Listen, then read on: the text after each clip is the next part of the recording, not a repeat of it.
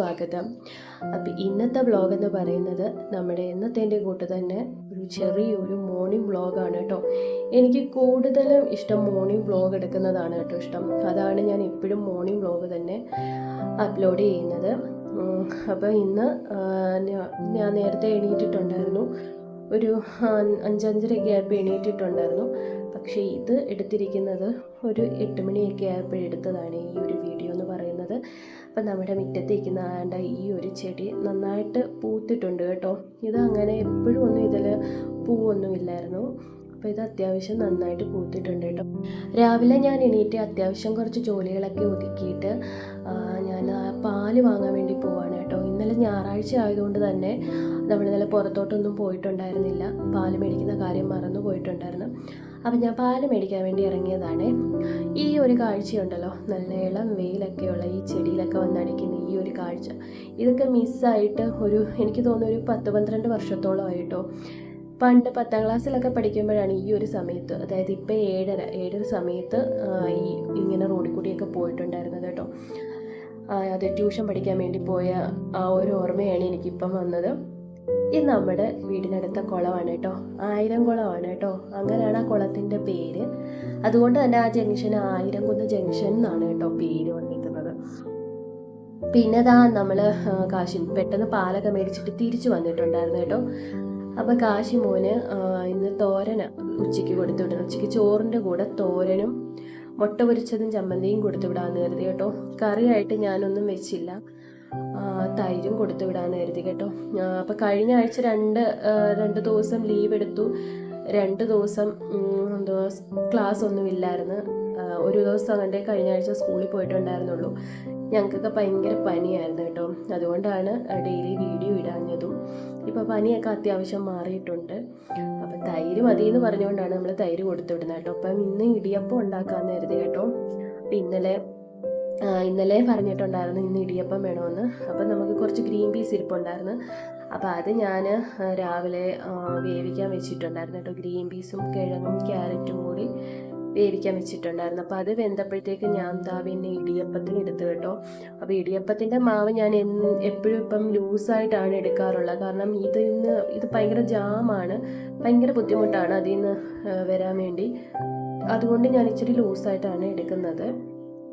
അങ്ങനെ നമ്മൾ ഇടിയപ്പത്തിനൊക്കെ ഇട്ട് അന്നേരത്തേക്ക് പിന്നെ മഴ ചാറി തുടങ്ങി കേട്ടോ. അങ്ങനെ പിന്നെ ഞാൻ കാശിമോന് ഗ്രീൻ പീസ് കറിയും റെഡി ആയിട്ടുണ്ട്. പിന്നെ ഞാൻ പോയി പെട്ടെന്ന് കുളിച്ചിട്ട് വന്നു കേട്ടോ. ഇനി കുളിച്ചിട്ട് വേണം കാശിമോനെ വിളിക്കണം, കാശിമോനെ ഡ്രസ്സ് അയൺ ചെയ്യണം.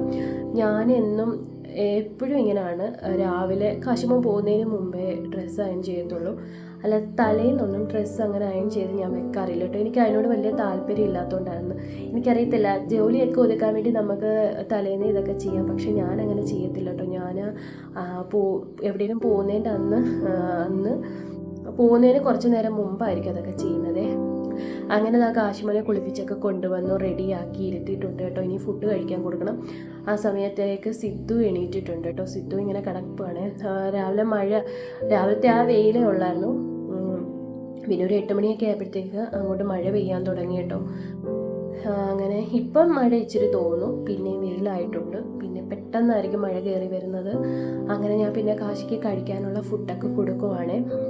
അപ്പോൾ സിദ്ധുവിന് കൊടുത്തപ്പോൾ സിദ്ധുവിന് വേണ്ട.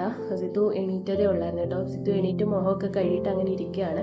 അപ്പോൾ സിദ്ധുവിന് വേണ്ടാന്ന് പറഞ്ഞതിൻ്റെ കാരണം എന്ന് വെച്ച് കഴിഞ്ഞാൽ സിദ്ധുവിന് തന്നെ പ്ലേറ്റിൽ കഴിക്കണം കേട്ടോ.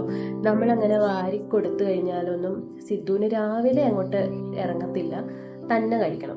പക്ഷെ കാശിക്ക് അങ്ങനെയല്ല കേട്ടോ. ഞാനാണെങ്കിൽ കാശി കുഞ്ഞായിരുന്നപ്പോൾ തൊട്ടേ, ഫുഡ് കഴിക്കാറായപ്പോൾ തൊട്ടേ ഞാൻ കാശിക്ക് വാരിയാണ് കൊടുത്തുകൊണ്ടിരുന്നത്. കാശി അങ്ങനെ തന്നെത്താനെ കഴിക്കാൻ ഞാൻ ഇതുവരെ സമ്മതിച്ചിട്ടില്ല. അതുകൊണ്ട് തന്നെ അവൻ ഇപ്പോഴും തന്നെത്താനെ കഴിക്കത്തില്ല കേട്ടോ. നമ്മൾ കല്യാണത്തിനൊക്കെ കൊണ്ടുപോയി കഴിഞ്ഞാൽ കാശി ഇങ്ങനെ വെച്ചോണ്ട് ഇങ്ങനെ ഇരിക്കത്തേ ഉള്ളൂ. കാശി ഇങ്ങനെ കഴിക്കാനൊന്നും അവന് വലിയ ഇതില്ല കണ്ടോ. പാല് വരെ ഞാൻ ഇങ്ങനെ ഗ്ലാസ്സിലൊഴിച്ച് പിടിച്ചു കൊടുക്കണം, എന്നാലേ അവൻ കുടിക്കത്തുള്ളൂ. എൻ്റെ കയ്യിലെ കുഴപ്പം തന്നെയാണ്, കാരണം ഞാൻ അങ്ങനെ ശീലിപ്പിച്ച് വെച്ചതായതുകൊണ്ട്. നമുക്കാകെ ഒന്നല്ലേ ഉള്ളൂ എന്ന് കരുതി നോറ്റ് കൊണ്ടുവന്നതാണ് കേട്ടോ. ഒന്നും സ്വന്തമായിട്ട് അങ്ങനെ ചെയ്യാനും അങ്ങനെ ഞാൻ സമ്മതിച്ചിട്ടില്ല. എല്ലാം ഞാൻ തന്നെയാണ് ചെയ്തു കൊടുത്തത്. പിന്നെ സിദ്ധു ആണെന്ന് പറയുന്നത് തന്നെ കഴിച്ചോളും. സിദ്ധു എന്താ പറയുക, തന്നെ വെള്ളമൊക്കെ കുടിച്ചോളും. പാലൊക്കെ ആണെങ്കിൽ കുപ്പിയിൽ അങ്ങനെ കുടിക്കത്തില്ല കുഞ്ഞ്.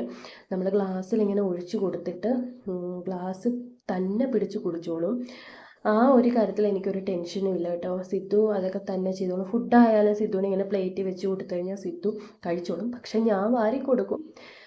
പിന്നെ ഇത് ഒന്ന് അടങ്ങിയിരിക്കാൻ വേണ്ടി ഞാൻ കൊടുക്കുന്നതാണ് കേട്ടോ. തന്നെ കുറച്ച് നേരം അങ്ങനെ ഇരുന്നോളുമല്ലോ.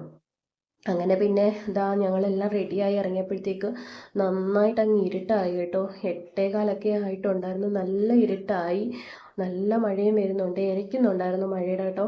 പിന്നെ സിദ്ധുവിനെ കൊണ്ട് പോയല്ലേ പറ്റുള്ളൂ. സിദ്ധുവിന് ഒന്നാമത് ചെറിയ പനിയൊക്കെ ഉണ്ടായിരുന്നു. അങ്ങനെ കാശിയേട്ടൻ സ്കൂളിൽ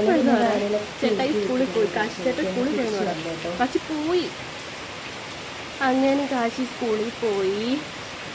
മിക്കപ്പോഴും ഇപ്പം അങ്ങനെയാണ്, വാൻ വരാറാവുമ്പോഴാണ് ഒരു മഴയുണ്ട് കേട്ടോ. ഭയങ്കര മഴയായിരുന്നു. വീട്ടിൽ ഇവിടെ ആരും ഇല്ലായിരുന്നു. അപ്പോൾ സിദ്ധുവിനെ എടുക്കണമായിരുന്നു. സിദ്ധുവിന് പനിയും കൂടിയായിരുന്നു. പിന്നെ 2 കഴിച്ചിട്ട് സിദ്ധുവിനെ എടുത്തോണ്ട് കുടയും പിടിച്ചിട്ടങ്ങ് പോയി കേട്ടോ. അല്ല ഇവിടെ ഇരുത്തിയിട്ട് പോകാൻ പറ്റത്തില്ല.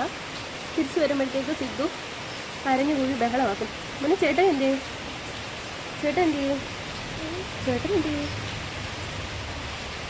അങ്ങനെ ഇനി സിദ്ധുവിന് എന്തെങ്കിലും കൊടുക്കണം കഴിക്കാൻ.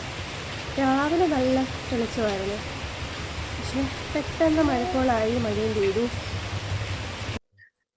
കറക്റ്റ് ഇപ്പം ഒരു വാൻ വരാൻ സമയമാകുമ്പം മഴ അങ്ങോട്ട് പെയ്യും കേട്ടോ. നമുക്ക് ഭയങ്കര ബുദ്ധിമുട്ടാണ്. കുഞ്ഞുങ്ങൾ വാനയിലൊക്കെ കയറുമ്പോൾ ഈ മഴയും കുടയൊക്കെ പിടിച്ചുകൊണ്ട് നനഞ്ഞൊക്കെയാണ് കയറുന്നത്. ഇപ്പം കറക്റ്റ് വാൻ വരുമ്പോൾ മഴയും പെയ്യും. അങ്ങനെയാണ്, കുറേ നാളുകൊണ്ട് ഇപ്പം അങ്ങനെയാണ് കേട്ടോ. പിന്നെ ആ മഴയൊക്കെ തോന്നു കഴിഞ്ഞ് ഞാൻ സിദ്ധുവിനെ ഉറക്കി കിടത്തിയിട്ട് ഞാൻ നേരെ, ഇതാണ് ഹസ്ബൻഡിൻ്റെ വീട് കേട്ടോ. അപ്പം ഞങ്ങൾ പുതിയ വീട് വെച്ചുകൊണ്ടിരിക്കുകയാണ്. അപ്പോൾ ഇവിടെ വന്നിട്ടുണ്ടായിരുന്നു കേട്ടോ. അങ്ങനെ അപ്പം ഇവിടെ കുറച്ച് നേരം നിന്ന് കുറച്ച് വീഡിയോസൊക്കെ എടുത്തിട്ടുണ്ടായിരുന്നു. അപ്പം നമ്മൾ ചക്ക ഇടാൻ വേണ്ടി വന്നതാണ് കേട്ടോ. അപ്പോൾ ഇവിടെ ചക്കയൊക്കെ ഉണ്ട്. അപ്പോൾ അത് ഇടാൻ വേണ്ടി വന്നതാണ്. അങ്ങനെ ഇതെല്ലാം എൻ്റെ ചെടികളാണ്. ഇവിടെ ഒത്തിരി ചെടിയുണ്ട്. കൂടുതലും ചെടി നശിച്ചു പോയിട്ടുണ്ട് കേട്ടോ. കുറച്ചൊക്കെ എടുത്ത് ഇങ്ങനെ മാറ്റി വെച്ചിട്ടുണ്ടായിരുന്നു. അവിടെയൊക്കെ ഇപ്പം നല്ല കാടായിട്ടുണ്ട്.